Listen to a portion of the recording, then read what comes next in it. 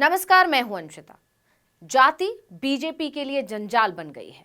ये बात इसलिए कही जा रही है क्योंकि महाराष्ट्र में अभी एक आंदोलन की आग शांत नहीं हुई है कि दूसरे आंदोलन की चिंगारी दिखने लगी है। और सबसे ज्यादा टेंशन की बात यह है कि इस बार आंदोलन को हवा देने वाले कोई और नहीं, बीजेपी के सहयोगी ही हो सकते हैं। यानी यह भी कहा जा सकता है कि बीजेपी ने खुद अपने लिए मुसीबत मोल ले ली है।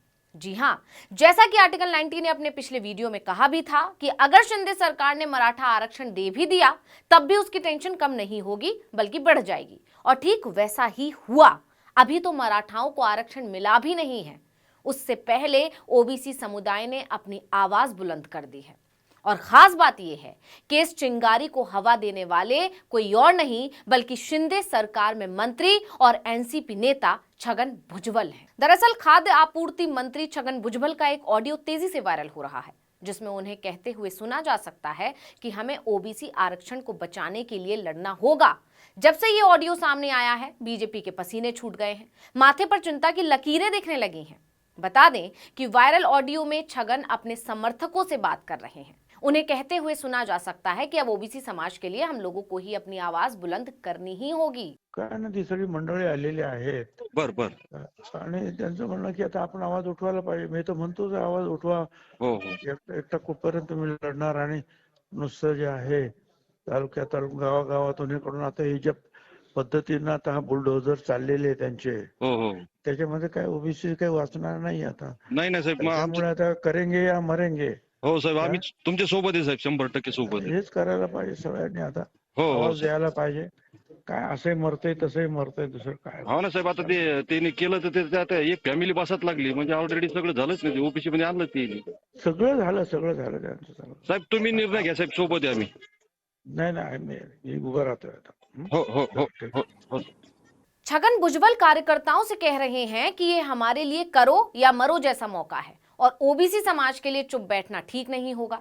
ये सभी लोग साथ आ गए हैं, हमें भी अपनी आवाज उठानी होगी। अगर आज ओबीसी नहीं बचा तो फिर करो या मरो वाली बात हो जाएगी। इस पर कार्यकर्ता कहता है कि हम तो 100% आपके साथ हैं, अब आपको ही फैसला लेना है।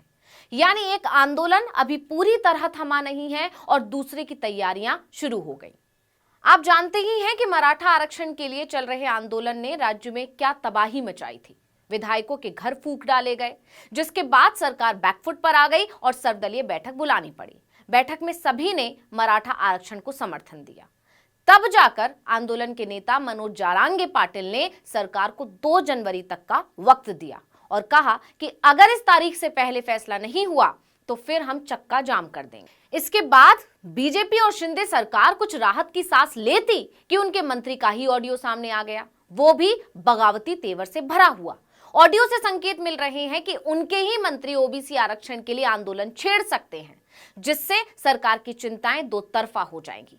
बीजेपी के लिए तो इधर कुआं उधर खाई जैसी स्थिति हो गई है। अगर मराठा आरक्षण देगी तो भी फंसी, नहीं देगी तो भी फंसी। पहले तो छगन भुजबल की ही बात कर लें तो भुजबल उन नेताओं में से हैं जो मराठा समाज के लोगों को ओबीसी सर्टिफिकेट देने के खिलाफ रहे हैं।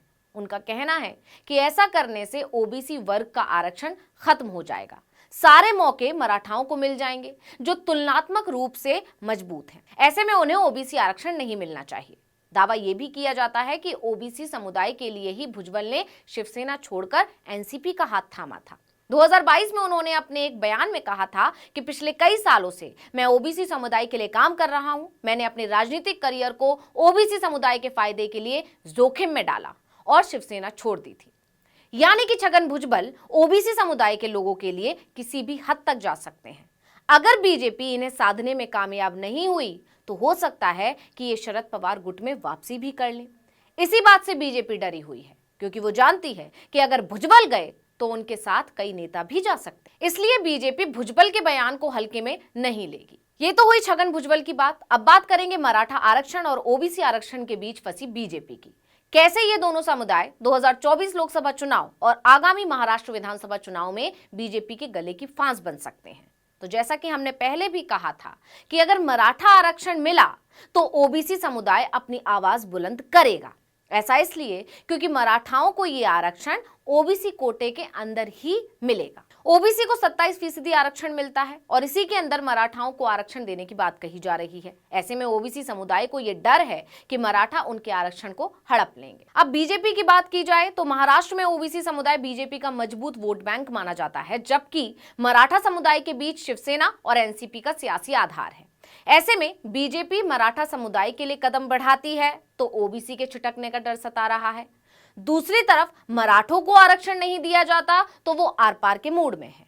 सब छोड़िए, खुद बीजेपी नेता मराठा आरक्षण के पक्ष में नहीं है। बीजेपी के ओबीसी मोर्चा के नेता आशीष देशमुख ने कहा था कि मराठा आर्थिक रूप से पिछड़े नहीं हैं और उन्हें ओबीसी कोटे से आधा फीसदी भी आरक्षण नहीं मिलना चाहिए, वरना हमारे लिए आंदोलन के रास्ते खुले हैं। यानी बीजेपी नेता पहले ही चेतावनी दे चुके थे। अब छगन भुजबल का भी ऐसा ही ऑडियो वायरल हो रहा है, तो ये बीजेपी के लिए चिंता का विषय तो है। अब बात करें राज्य में मराठाओं की, तो महाराष्ट्र में समुदाय की आबादी 30 से 33% है। महाराष्ट्र की 48 लोकसभा सीटों में से 20 से 22 सीटें और विधानसभा की 288 सीटों में से 80 से 85 सीटों पर मराठा वोट निर्णायक माना जाता है। साल 1960 में महाराष्ट्र के गठन के बाद से अब तक यानी साल 2023 तक 20 में से 12 मुख्यमंत्री मराठा समुदाय से ही रहे हैं। मौजूदा सीएम एकनाथ शिंदे भी मराठा समुदाय से हैं। दूसरी तरफ राज्य में ओबीसी समुदाय भी 40% है। मतलब कि आगामी लोकसभा चुनाव हो या फिर विधानसभा चुनाव, दोनों के लिए ही दोनों समुदाय को साधना जरूरी है। लेकिन यहां तो पेच फंस गया है। अगर मराठा आरक्षण को मंजूरी मिल जाती है तो छगन भुजबल और बीजेपी के नेता ही नाराज। लेकिन यहां तो पेच फंस गया है। अगर मराठा आरक्षण को मंजूरी मिल जाती है तो छगन भुजबल और बीजेपी के अपने ही नेता नाराज। वहीं अगर मंजूरी नहीं मिलती है तो शिंदे नाराज। इसलिए कहा जा रहा है कि बीजेपी बुरी तरह फंस गई है। महाराष्ट्र की ऐसी हालत को देखकर राजनीति के जानकार कह रहे हैं कि तीन दल मिलकर एक राज्य को नहीं संभाल पा रहे हैं और सबसे ज्यादा फंसी हुई है बीजेपी। तो इस वीडियो में इतना ही। आपसे अनुरोध है, YouTube पर हमारे चैनल आर्टिकल 19 इंडिया को सब्सक्राइब कीजिए, Facebook पर लाइक कीजिए, कमेंट करके बताइए आपको हमारा ये वीडियो कैसा लगा। आने वाले दिनों में हम और किन मुद्दों पर वीडियो बनाएं ये भी जरूर बताइएगा। ट्विटर हैंडल है आर्टिकल 19_इंडिया, इसको भी फॉलो कर लीजिए। नमस्कार। काय ना ती सगळी मंडळी आलेली आहेत बर आणि त्यांचं म्हणणं की आता आपण आवाज उठवायला पाहिजे. मी तर म्हणतोच आवाज उठवा. हो एकटा कुठपर्यंत तुम्ही लढणार आणि नुसतं जे आहे तालुक्यात गावागावातून हे करून आता हे ज्या पद्धतीनं आता हा बुलडोझर चाललेले आहे त्यांचे, हो त्याच्यामध्ये काय ओबीसी काही वाचणार नाही आता. नाही साहेब, मग त्यामुळे आता करेंगे या मरेंगे. हो साहेब, आम्ही तुमच्या सोबत आहे साहेब, 100% सोबत आहे. हेच करायला पाहिजे सगळ्यांनी आता. हो आवाज द्यायला पाहिजे. काय असंही मरतय तसंही मरतय, दुसरं काय. हो ना साहेब, आता त्यांनी केलं तर ते आता एक फॅमिली बसात लागली म्हणजे ऑलरेडी सगळं झालंच नाही. ओबीसी मध्ये आणलं ते सगळं झालं त्यांचं सगळं. साहेब, तुम्ही निर्णय घ्या साहेब, सोबत आहे आम्ही. नाही मी उभं राहतोय आता. हो.